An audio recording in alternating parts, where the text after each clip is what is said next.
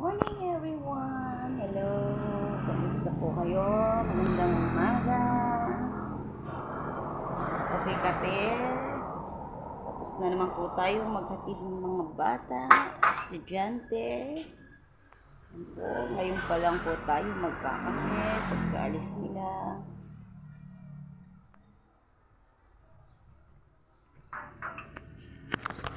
So, kamusta po? Ingat po kayo sa trabaho, sa inyong mga ginagawa. Hello, hello. Magandang buhay.